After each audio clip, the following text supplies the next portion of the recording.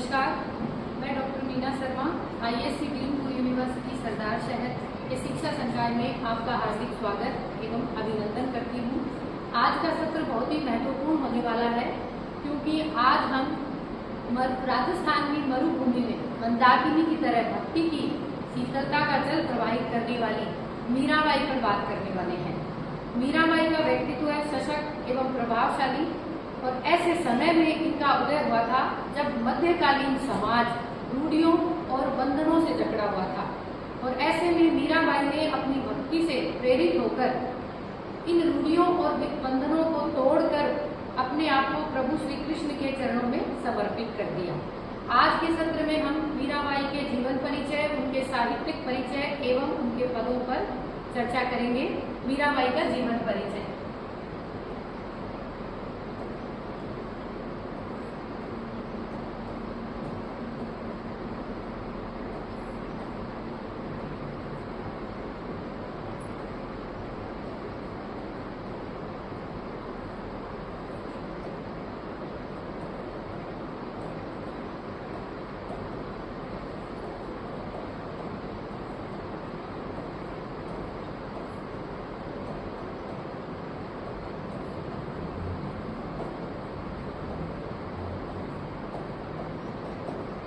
मीराबाई सगुण भक्ति काव्य धारा की कृष्णमयी शाखा की कवयित्री मानी जाती हैं।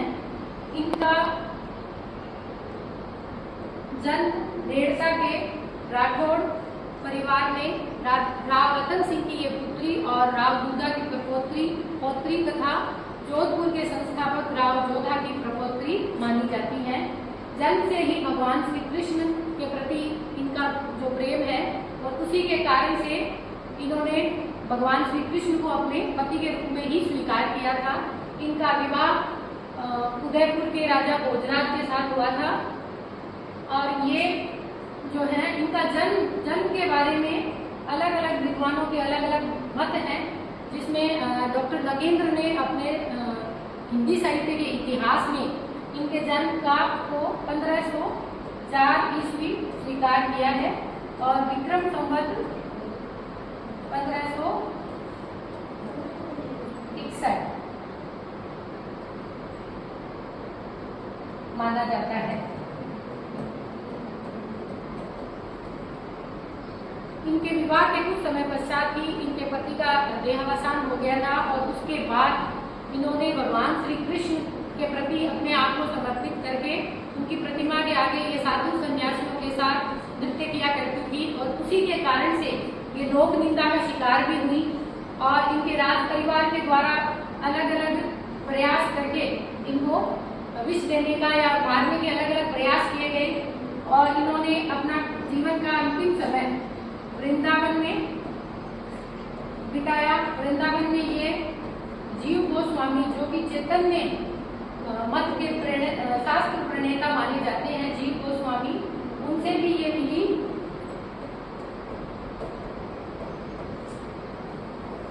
इसके बाद ये गुजरात में रणछोड़ जी के मंदिर में रणछोड़ जी की प्रतिमा के आगे इन्होंने अपना जीवन बिताया या ये नृत्य किया करती थी और अपना अंतिम समय जीवन का इन्होंने वही बिताया। इनके साहित्यिक परिचय की बात करें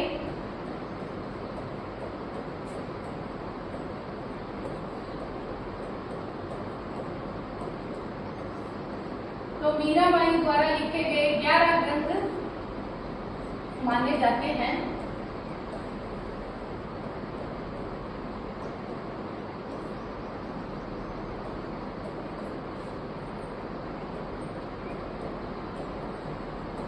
जिनमें पहला है नरसिंह जी को मार दो,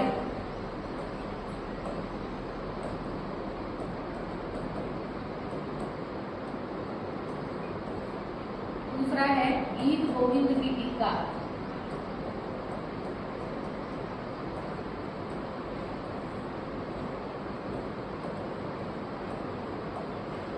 तीसरा है राग गोविंद,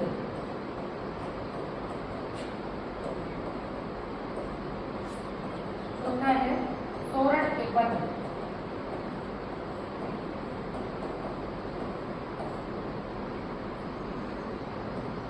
पांचवा है मीरा गर्वी।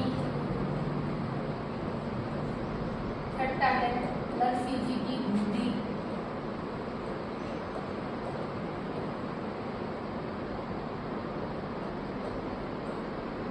सातवां है रुक्मणी मंगल।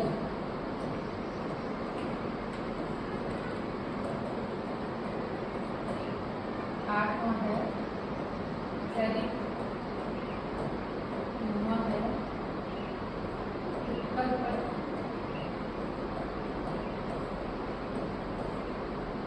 और इन ग्रंथों के बारे में भी अलग अलग विद्वानों के अलग अलग मत हैं।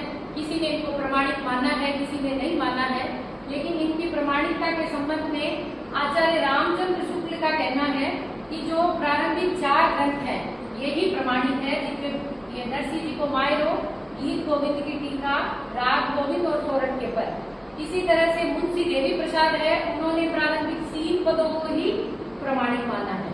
तो इस तरह से इनके ग्रंथों की प्रमाणिकता के बारे में अलग अलग विद्वानों के अलग अलग विचार हैं। अब इनकी साहित्यिक विशेषताएं देखें।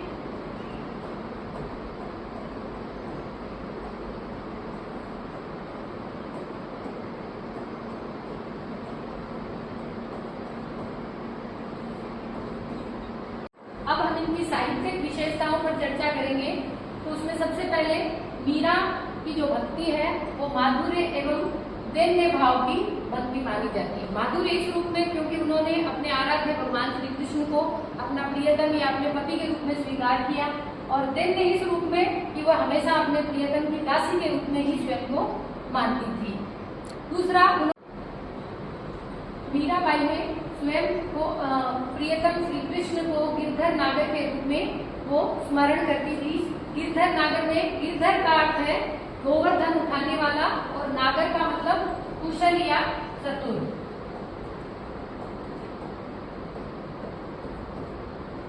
मीरा की जो भक्ति है उसमें विरह का भाव प्रमुख रूप से देखा गया, क्योंकि वो अपने प्रियतम से मिलने के लिए व्यथित रहती थी। और काव्य में जीवन की सहज अभिव्यक्ति, मीरा ने अपने जीवन में जो भी अनुभव किया, जो भी उतार चढ़ाव देखे, वो उनके काव्य में सहज रूप में अभिव्यक्त हुए हैं। उनका अपने प्रियतम के प्रति एकनिष्ठ एवं अनन्य प्रेम था। एकनिष्ठ में जिसका एक के प्रति ही निष्ठा का भाव हो, और अनन्य, अनन्य का अर्थ होता है ना अन्य, यानी एक के अलावा और कोई नहीं। उनके काव्य की भाषा मिश्रित भाषा थी, क्योंकि वो राजस्थान से भी थी। उन्होंने अपना कुछ समय गुजरात में भी बिताया था और वो वृंदावन भी गई थी। तो सभी स्थानों के जो शब्द हैं उनकी भाषा में दिखाई देते हैं। उनके द्वारा गाए गए जो पद हैं उनमें गेयता और रागबद्धता है वो लोगों के द्वारा खूब गाए गए हैं। उनके प्रेम में सामान्य मानवीय मर्यादा देखी गई है। इसके अलावा उनका जो काव्य है उसमें विरह का भाव अलग देखा गया है। इसके अलावा शांत रस उनके काव्य में प्रमुख रूप से दिखाया गया है। अब हम उनके पदों की चर्चा करेंगे, जिसमें पहला पद है मध्य रे परस हरि के चरण।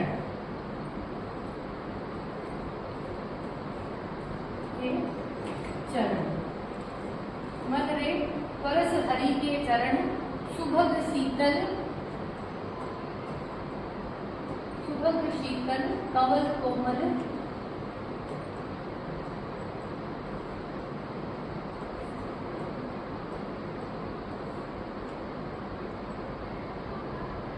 जगत ज्वाला हरण।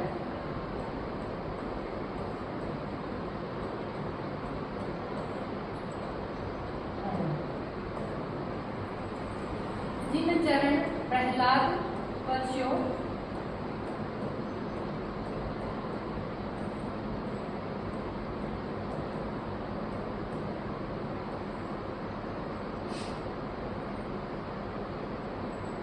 इंद्र पदवी धरण।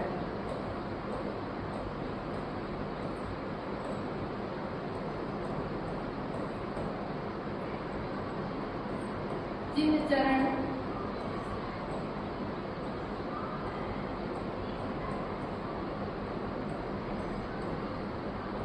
ध्रुव अटल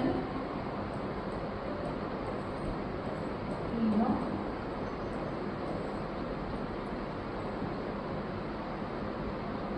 शरण असरण शरण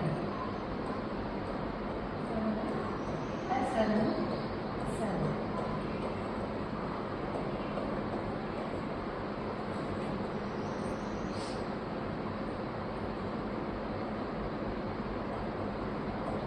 तीन चरण ब्रह्मांड भेद्यो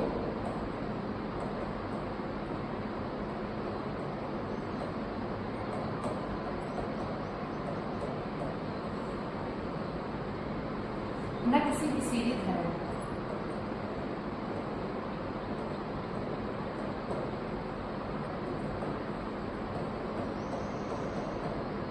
इस पद में मीराबाई अपने मन को संबोधित करते हुए कहती है कि हे मेरे मन, तू परस हरि के चरण, कि तू अगर इस संसार सागर से पार करना चाहता है तो हरि भगवान श्री कृष्ण के चरणों का स्पर्श कर, क्योंकि यही वो चरण है जो तुझे इस संसार सागर से पार लगा सकते हैं। ये सुभग, सुंदर और शीतलता प्रदान करने वाले हैं और कोमल, कमल के समान कोमल है तथा इस संसार की जो विविध ताप है, जो तीनों ताप है, उनकी तपन को, उनकी ज्वाला को हरने वाले हैं। ये वही चरण हैं जिन्होंने प्रहलाद ने जिन चरणों को स्पर्श किया या प्रहलाद ने जिनकी भक्ति करी और उसी की वजह से उसको इंद्र के समान पदवी मिली। यही वो चरण हैं जिन्होंने ध्रुव की भक्ति को अटल कर दिया। हमेशा के लिए ध्रुव जो है वो अटल रूप में विद्यमान हो गए और यही वो चरण हैं जो असरण, जिनके पास कोई सहारा नहीं है, जिनका कोई आश्रय नहीं है, उनको ये शरण देने वाले हैं। जिन चरण ब्रह्मांड भेट्यो, यही वो चरण है जो संपूर्ण ब्रह्मांड में संपूर्ण ब्रह्मांड से मनुष्य को तारने वाले हैं और न किसी की शरण, यानी संपूर्ण समग्र रूप से मनुष्य को इस संसार सागर से पार लगाने वाले हैं। इसके आगे के पदों की चर्चा हम नेक्स्ट क्लास में करेंगे। धन्यवाद।